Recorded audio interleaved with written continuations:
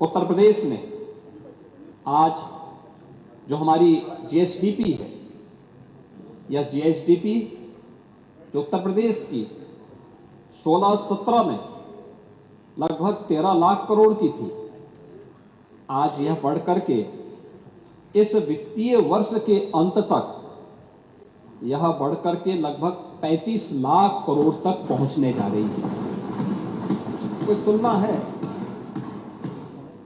1947 से लेकर के 2017 तक केवल 13 लाख करोड़ की, और 2017 से लेकर के 25-26 तक हम इसे 35 लाख करोड़ तक पहुंचा रहे हैं।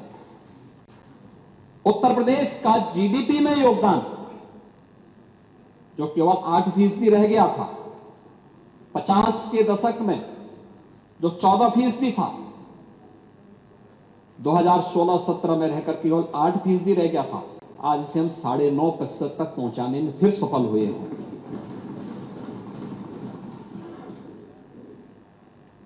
चार वर्ष पिछले उत्तर प्रदेश की विकास दर कोविड जैसी महामारी, वैश्विक महामारी के बावजूद आर्थिक विकास दर उत्तर प्रदेश की आज नेशनल एवरेज से बेहतर स्थिति में चल रही है। 15.9% की विकास दर के साथ उत्तर प्रदेश आगे चल रहा है। प्रति व्यक्ति आय 43,000 करोड़ रुपए से बढ़कर के इस वित्तीय वर्ष में 1,20,000 करोड़ तक ये पहुंच चुकी है। और मेरा मानना है कि उत्तर प्रदेश में संभावना है, आज हम इसको आगे बढ़ाएंगे। आज नेशनल जो पर कैपिटा इनकम है वह 2 लाख करोड़ की है, उत्तर प्रदेश 1,20,000 तक पहुंच चुका है। और मेरा मानना है कि उत्तर प्रदेश में संभावना है, और इसीलिए जो हमारा एक्सपोर्ट था 84,000 करोड़ से बढ़ करके 1,86,000 करोड़ पार कर रहा है, और बजट 3-3.25 लाख करोड़ से बढ़कर के 8,08,000 करोड़ इस वर्ष हम लोगों ने प्रस्तुत किया है।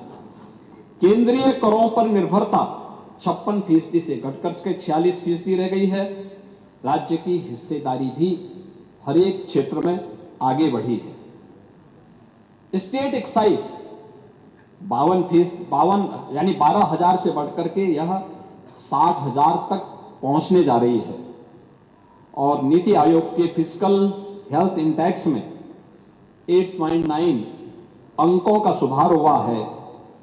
प्रदेश फ्रंट रनर स्टेट का दर्जा प्रदेश को हासिल हुआ है, और पिछले 5 वर्षों में यूपी अब बीमारू नहीं, रेवेन्यू सरप्लस स्टेट के रूप में अपने आप को स्थापित कर रहा है। अब यूपी डिजिटल स्टेट के रूप में अपने आप को स्थापित कर रहा है। जो 2017-18 में 16-17 तक की स्थिति बहुत खराब थी, लेकिन 16-17-18 में हमारा जो डिजिटल लेन देन केवल 122 करोड़ का था, आज बढ़कर के यह लगभग 1400 करोड़ तक पहुंच चुका है। महोदय, जो अलग अलग सेक्टर में काम हुए हैं, अलग अलग सेक्टर में जो काम किए हैं, कृषि और संबद्ध क्षेत्रों में यहां चर्चा कर रहे थे, कृषि की नेता विरोधी दल भी कर रहे थे, हमारे जनसत्ता पार्टी के नेता श्री रघुराज प्रताप सिंह जी भी कर रहे थे, अन्य मान्य सदस्यों ने भी इसकी बात कही थी। 1947 से 2017 तक हमारे किसानों ने कठिन परिस्थितियों में पसीना बहाकर के अन्न उगाया, परंतु उत्पादकता की जो रफ्तार थी वो सीमित रही, लागत ज्यादा पड़ती थी। गेहूं, चावल, दलहन, इन सब में हमारा राष्ट्रीय योगदान बहुत थोड़े से था। सिंचाई की परियोजनाओं की आपने चर्चा की, उनकी रफ्तार बहुत धीमी थी। आप सरयू नहर राष्ट्रीय परियोजना की बात कर रहे थे।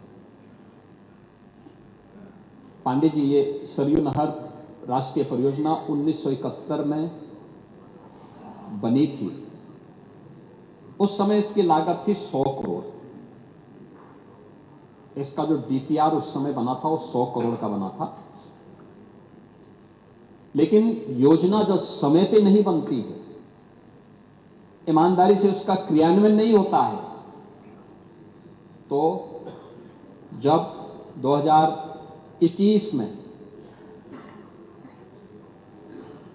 डबल इंजन की भारतीय जनता पार्टी की सरकार ने इसे पूरा किया, तब तक इसकी लागत बढ़कर के हो चुकी 10,000 करोड़। कौन लोग दोषी हैं 1971 में बनी हुई परियोजना को समय पे क्रियान्वयन न करने के? इस सरयू नहर राष्ट्रीय परियोजना प्रधानमंत्री मोदी जी के विजन के परिणाम स्वरूप प्रधानमंत्री कृषि सिंचाई योजना के कारण यह योजना बन पाई और इसके कारण 14 लाख हेक्टेयर लैंड को अतिरिक्त सिंचाई की सुविधा प्राप्त हुई है। ऐसे ही अन्य अर्जुन सहायक परियोजना हो, बाण सागर की परियोजना हो, ये सभी परियोजनाएं ऐसी थी जो पिछली सरकारों के विजन के अभाव के कारण और कोई विजन डॉक्यूमेंट न होने के कारण आधी अधूरी पड़ी हुई थी। प्रधानमंत्री मोदी जी ने 2014 में आने के बाद इन सभी का क्रियान्वयन उस रूप में किया। सिंचाई परियोजनाओं की धीमी विस्तार, आधुनिक तकनीक, मार्केट से लिंक करने का कोई प्रावधान नहीं और सीधे वित्तीय सहायता किसान के अकाउंट में नहीं। पशुपालन, डेयरी और मत्स्य के क्षेत्र में योजनाबद्ध निवेश का अभाव, कृषि आधारित उद्योग सीमित क्षमता से ही चल रहे थे। लेकिन 2017 के बाद पिछले 8 वर्षों में जो कुछ भी आया है आपके सामने, पिछले 3 वर्षों में कृषि और संबद्ध क्षेत्र में विकास दर प्रदेश में 14% से अधिक था। ये डबल डिजिट में गया है। आपके समय में सिंगल डिजिट में कृषि की विकास दर थी और याद रखना ये भी राष्ट्रीय औसत से एक बेहतर स्थिति में है।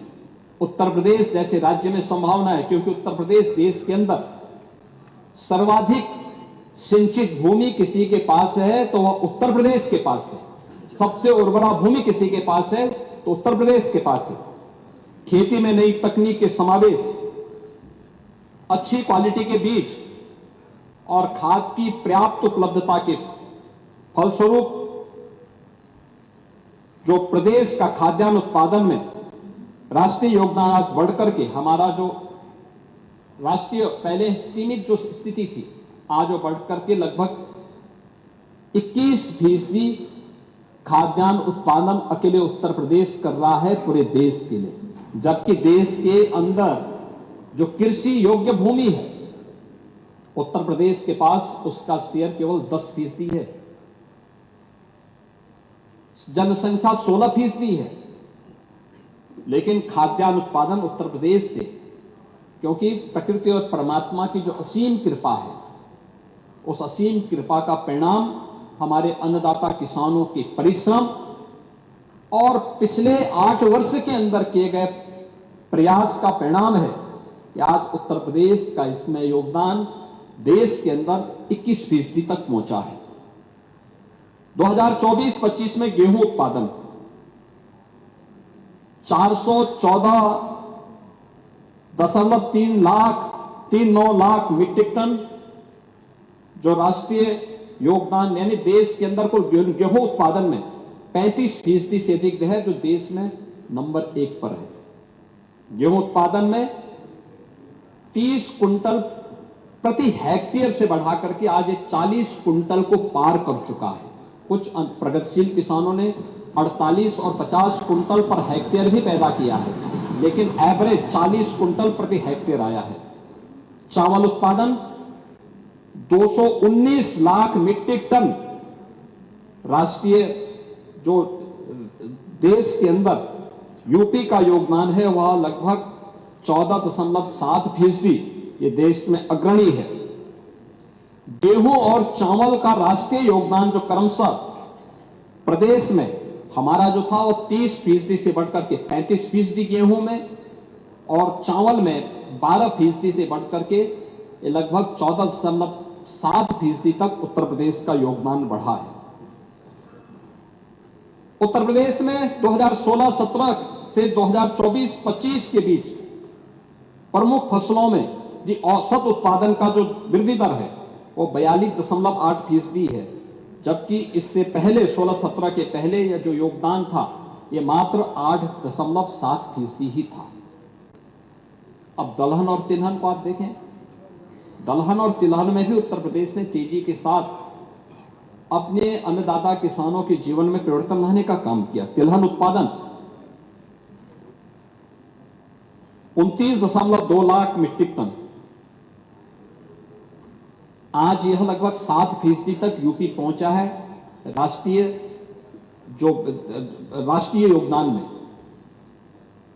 लेकिन 16-17 तक यह था मात्र 3.3% का योगदान। तिलहन उत्पादन में 8 वर्षों में 46.6% की वृद्धि हुई है। दलहन उत्पादन में उत्तर प्रदेश ने 35.6 लाख मीट्रिक टन राष्ट्रीय योगदान जो इसमें का उत्पादन किया, जिसमें राष्ट्रीय योगदान 14.1%। 2016-17 की तुलना में अगर आप देखें तो 2016-17 तक ये केवल 9.1% था, तो 9.1% से बढ़कर के हम आज 14.1% तक पहुंचे हैं। और दलहन उत्पादन में भी उत्तर प्रदेश ने 8 वर्षों में 46% की वृद्धि की है। गन्ना और चीनी उद्योग के बारे में, गन्ना उत्पादन आज 2453.5 लाख मीट्रिक टन, यानी अगर राष्ट्रीय योगदान में हम देखेंगे तो देश के अंदर कुल गन्ना उत्पादन का 55% उत्तर प्रदेश उत्पादन कर रहा है। देश में नंबर 1 पर आज के दिन पर उत्तर प्रदेश है।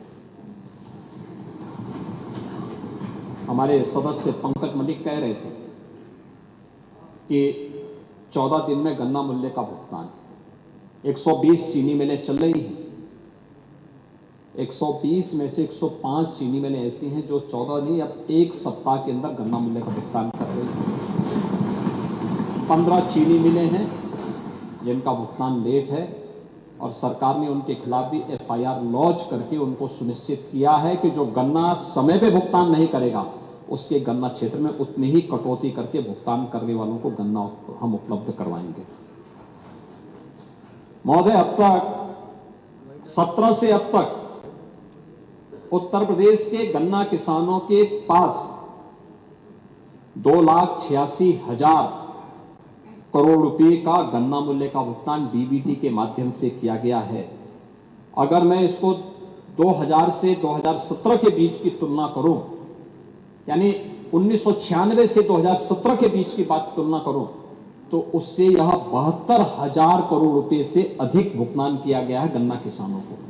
केवल 8 वर्ष में, 22 वर्ष में जितना गन्ना मूल्य का भुगतान आप किए हैं, उससे 72,000 करोड़ रुपए का अधिक गन्ना मूल्य केवल 8 वर्ष में उत्तर प्रदेश के अंदर हुई है। 3 नई चीनी मिलों की स्थापना हुई है, 6 पुनः संचालित हुई हैं, 38 की क्षमता विस्तार हुआ है, और इसके माध्यम से 1,25,000 से अधिक युवाओं को रोजगार भी उपलब्ध हुआ है। इथेनॉल उत्पादन 2016-17 में केवल 42 करोड़ लीटर था, आज यह बढ़कर के 177 करोड़ लीटर हुआ है, जो देश में नंबर 1 पर है। औद्यानिक फसलें भी, जो किसानों की आमदनी को कई गुना बढ़ाता है। आलू उत्पादन में आज उत्तर प्रदेश 40.7% का शेयर उत्तर प्रदेश का है। केला उत्पादन में 18.8% का योगदान उत्तर प्रदेश का है। सब्जी उत्पादन में 19.3% का योगदान उत्तर प्रदेश का है, और अन्य औद्यानिक फसलें में 16.3% का है।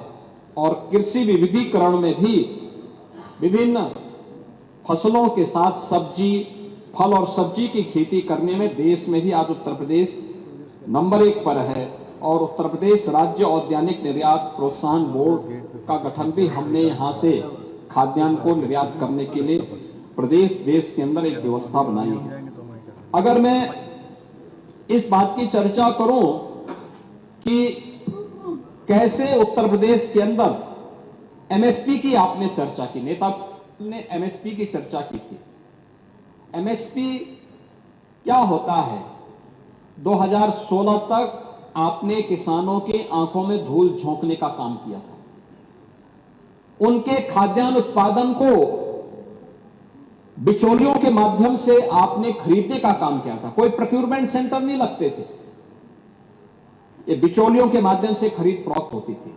आज डीबीटी के माध्यम से किसानों पर सीधे किया जा रहा है, और किसान के खाते में कितना पैसा गया है 2016-17-18 से 24-25 तक, अगर मैं बताऊं आपको, 70 लाख से अधिक किसानों को, जिनमें धान क्रय के लिए 457.09 लाख मीट्रिक टन का धान क्रय किया गया, और इसके माध्यम से हमने अन्नदाता किसानों के खाते में 88,951 करोड़ रुपए का भुगतान डीबीटी के माध्यम से सीधे किसानों के खाते में किया है।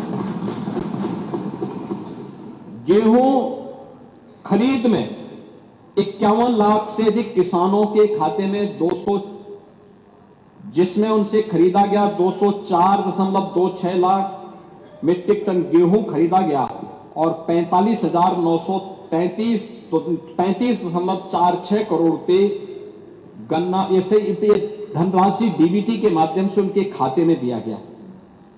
मक्का खरीद में 2018-19 में से 2024-25 तक 31,133 किसानों से 1.38 लाख मीट्रिक टन मक्का खरीद की गई है, और जिसके माध्यम से 262.56 करोड़ से अधिक का भुगतान उनके खातों में किया गया।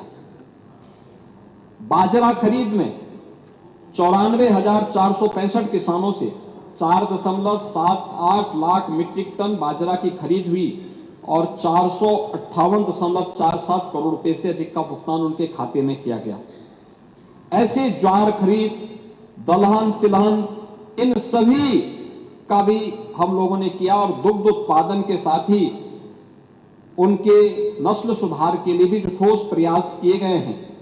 प्रदेश के अंदर मत्स्य उत्पादन में आप डॉक्टर संजय निषाद से पता नहीं क्यों इतने चिढ़ रहे थे। नहीं, आप चिढ़ रहे थे, मैं जानता हूं कि डॉक्टर संजय निषाद से आपकी चिढ़ मैं समझ नहीं पाया क्यों इतने चिढ़ गए। बार बार मेरे क्षेत्र में आ जाते हैं, यानी आप अपने क्षेत्र में भी उनको नहीं घुसने देते। लेकिन मैं उनसे कहूंगा कि एक बार वो अपनी दावत में आपको जरूर आमंत्रित करें, क्योंकि देखिए उत्तर प्रदेश एक लैंडलॉक्ड स्टेट है, और लैंडलॉक्ड स्टेट के कारण उत्तर प्रदेश में मत्स्य उत्पादन में देश में आज राष्ट्रीय पुरस्कार प्राप्त किया है। जो पैसा पहले यहां पर हम बाहर से